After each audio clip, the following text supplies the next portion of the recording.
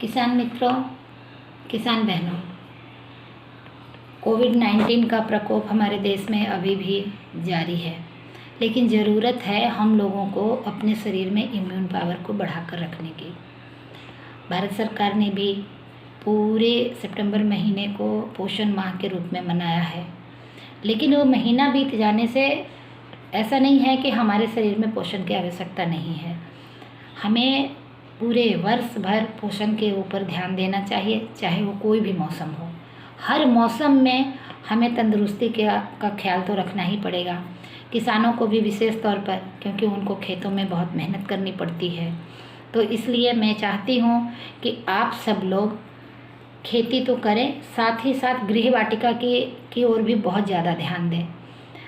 हमारे आसपास के किसानों को मैंने देखा है कि अगर वो सब्जी की खेती करते हैं तो सिर्फ खेत में जाकर करते हैं, जहाँ पर 1 या 2 फसलें ही लग पाती हैं।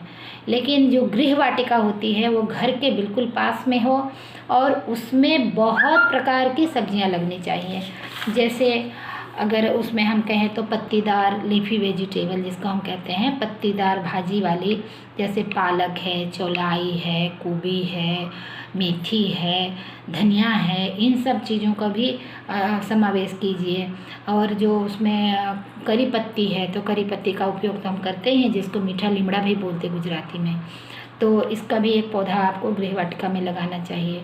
उसके बाद हम आगे बढ़ें तो कंद वाली सब्जियां भी होनी चाहिए। कंद वाली जैसे मूली है, गाजर है, चुकंदर है।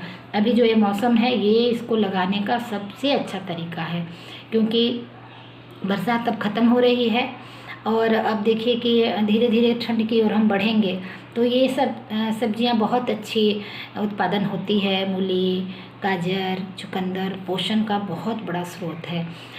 देखिए गाजर विटामिन ए का स्रोत है, मूली में भी बहुत सारे कैल्शियम है और बहुत सारे मिनरल्स मिलते हैं। और चुकंदर तो जैसे अपने रंग के कारण वो लाल होता है, तो वो हमारे शरीर में रक्त बनाने के लिए आयरन की मात्रा देता है। तो ऐसे कंद वाली सब्जियों को भी लगाएं। इसके अलावा हम जो मौसमी सब्जी है जैसे बैगन है, टमाटर है, मिर्च है, इनको भी लगाइए। भिंडी है, चौली है। अब देखिए जो चौली होती है, ग्वार होती है, ये सब प्रोटीन का स्रोत है, क्योंकि ये दलहनी फसलें हैं, तो इनका भी समावेश आप ज़रूर कीजिए।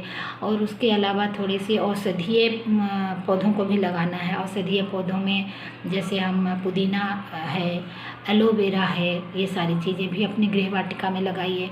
कहने का मतलब है कि हमारी गृह वाटिका में हर तरह का पोषण तो चाहिए ही चाहिए और मेडिसिनल भी चाहिए, और इसके साथ ही फूलों की खेती भी कीजिए, क्योंकि पोषण सिर्फ हमारे शारीरिक पोषण नहीं होती है, मानसिक पोषण भी होना चाहिए।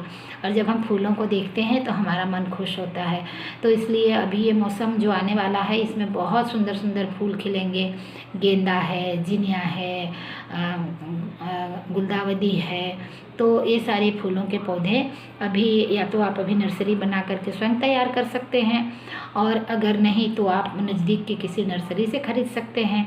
तो आप अपने गृह वाटिका को इस मौसम में मौसमी साग भाजी से सजाइए और पूर्ण पोषण पाइए। तो आप हमेशा देखते रहिए कृषि विज्ञान केंद्र का यह यूट्यूब, और जानकारी लेते रहिए हमारे से कि किस प्रकार किस मौसम में क्या करना है। तो फिर मिलेंगे अगली बार। नमस्ते।